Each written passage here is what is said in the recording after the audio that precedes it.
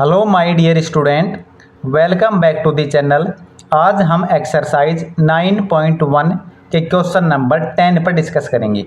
Question number 10 है, two pole of equal height are standing opposite each other on the either side of the road. एक road पर दो पोल हैं जो एक दूसरे के अपोजिट लगे हुए हैं। Which is 80 metre wide. उन दोनों के जो बीच में डिस्टेंस है वो 80 मीटर है। From A point between them, उन दोनों जो पोल है उन दोनों के बीच में एक पॉइंट है। ऑन द रोड, रोड पर एक पॉइंट है। द एंगल ऑफ एलिवेशन, उस पॉइंट से the angle of elevation of the top of the pole are 60 degree and 30 degree. दोनों रोड के बीच में, दोनों पोल के बीच में रोड पर एक पॉइंट है। उस पॉइंट से दोनों पोल से जो पोल के टॉप से जो एंगल ऑफ एलिवेशन है वो 60 डिग्री और 30 डिग्री है respectively. Find the height of the pole and the distance of the point from the pole. तो पोल के बीच में जो डिस्टेंस है उनका, वो हमें the distance of the point from the pole. तो रोड पर जो पॉइंट है ना, उस पॉइंट का डिस्टेंस निकालना है दोनों पोलों से। ठीक है, अब देखो गिवन कंडीशन से ये डायग्राम है मेरे पास। ठीक है, टाइम कम वेस्ट हो आपका, तो डायग्राम मैंने पहले ही बना लिया। अब देखो इसने कहा था कि दो पोल है जिनकी हाइट इक्वल है। तो ए बी और डी सी दो पोल है जिनकी हाइट मैं स्मॉल एच ले लेता हूँ। दोनों की हाइट क्या हो गई, स्मॉल एच है। ठीक है, अब इन दोनों के बीच में तो डिस्टेंस है ना, पॉइंट बी से लेके और पॉइंट सी तक, और डिस्टेंस है 80 मीटर। ठीक है भाई, अब मैं क्या करता हूँ भाई, ई सी इसको मैं एक्स मान लेता हूँ। ठीक है भाई, ई और सी को एक्स मान लिया। बी सी कंप्लीट 80 है, तो ये डिस्टेंस क्या बचेगा भाई, 80 में से x को माइनस कर दो, ये आएगा 80 माइनस एक्स। यहाँ पॉइंट बी से ई तक जो डिस्टेंस है वो है 80 माइनस एक्स, और ई सी के जो डिस्टेंस वो x। ठीक है, अब देखो यहाँ पे हम ये जो ए बी और सी डी है इनको हम पोल मानते हैं, लिख लेते हैं। चलो, let A B and D C are equal pole with height H, height small H. A B और डी सी दो पोल है जिनकी हाइट क्या है, एक्स हमने लेट कर लिए। इन ट्राइएंगल डी सी ई, इस ट्राइंगल को लेते हैं डी सी ई। दो ट्राइंगल है, एक है ए बी ई, एक है डी सी ई। तो फर्स्ट ट्राइंगल से सोल्व करेंगे। इन ट्राइंगल डी सी ई, इस ट्राइंगल में देखो ये एंगल और बताया था, इसमें एक की वैल्यू 30 डिग्री है एंगल ऑफ एलिवेशन, और एक है इसमें 60 डिग्री। ठीक है, अब देखो यहाँ पे भाई डी सी ई है ना, इसमें 60 डिग्री है। इसमें थीटा की वैल्यू मैं लिख लेता हूँ, थीटा इक्वल्स टू 60 डिग्री। अब देखो यहाँ पे ये जो ट्राइएंगल है इसमें बेस हमारे पास एच है, परपेंडिकुलर भी है। जिस ट्राइएंगल में बेस और परपेंडिकुलर का यूज हो उसमें कौन सा फॉर्मूला यूज होगा, ट्रिग्नोमेट्री का टेन थीटा। तो यहाँ लिखेंगे टेन थीटा की वैल्यू है 60 degree equals to perpendicular upon base, perpendicular है एच और बेस है एक्स। ठीक है, यहाँ से tan 60 की वैल्यू क्या है, tan 60 की वैल्यू होती है √3 equals to H upon X. तो यहाँ से h की वैल्यू क्या आएगी, यहाँ से हाइट आएगी हमारे पास, यहाँ लिख लेते हैं हम कि since tan 60 degree equals to होता है √3। अब देखो यहाँ पे h क्रॉस मल्टीप्लाई करेंगे, इसको 1 लिख लो। यहाँ से h को 1 से करेंगे तो स्मॉल h, इससे करेंगे तो √3 x। यह है इक्वेशन फर्स्ट। उसके बाद सेकंड ट्राइंगल को सोल्व करते हैं। सेकंड ट्राइंगल है ए बी ई, यहाँ लिखेंगे ट्राइंगल ए बी ई। इसके बाद लिखेंगे in triangle A B E.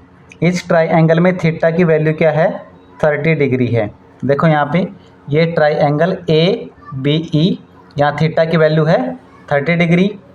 Formula वही लगेगा, tan 30 इक्वल्स टू, tan 30 की वैल्यू है भाई परपेंडिकुलर यानी कि हाइट h अपॉन बेस की वैल्यू है 80 माइनस एक्स। tan 30 की वैल्यू होती है 1/√3।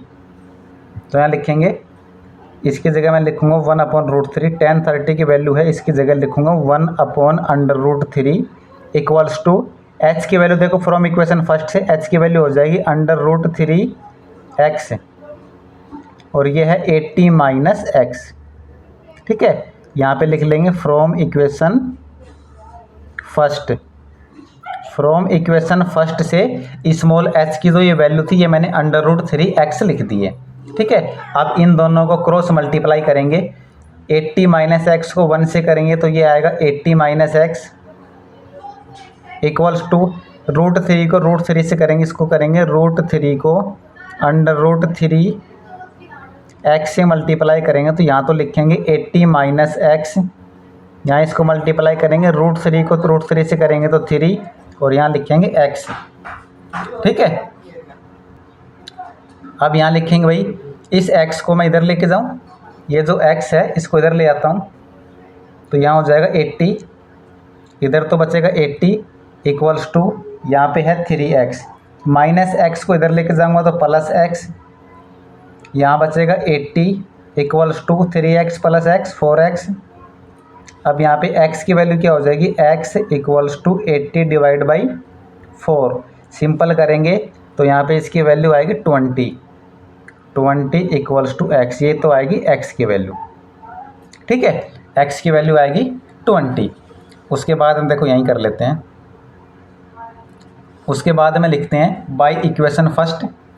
जो इक्वेशन फर्स्ट है वहाँ से ये x की वैल्यू है 20, यहाँ पे x की वैल्यू 20 है ना, इस x की वैल्यू को इक्वेशन फर्स्ट में पुट कर देंगे तो यहाँ लिखेंगे by equation first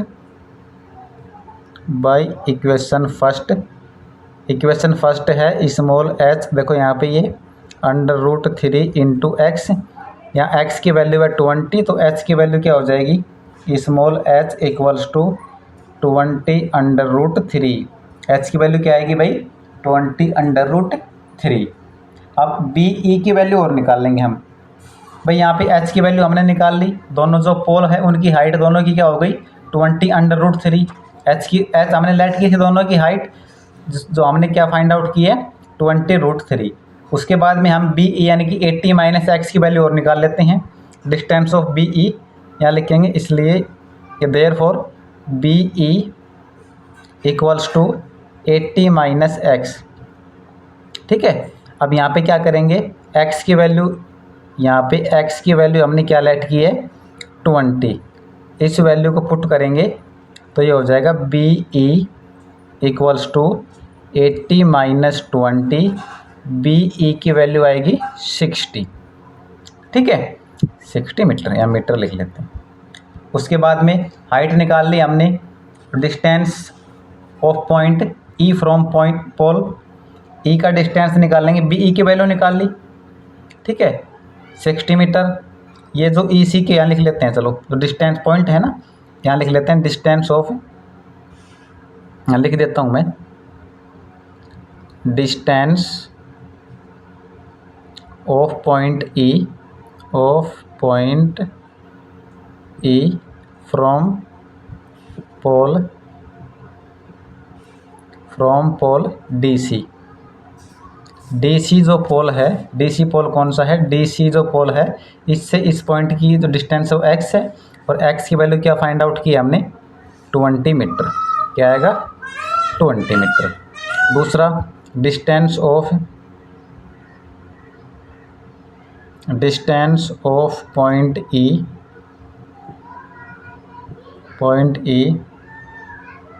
from pole, दूसरा पोल कौन सा है AB, तो 80 माइनस एक्स की AB से जो डिस्टेंस है BE की वैल्यू क्या आएगी 60 मीटर, तो ये होगा 60 मीटर। ठीक है, तो इस टाइप से आज हमने एक्सरसाइज 9.1 का क्वेश्चन नंबर 10 सोल्व कर लिया है। नेक्स्ट वीडियो में नेक्स्ट क्वेश्चन सोल्व करेंगे।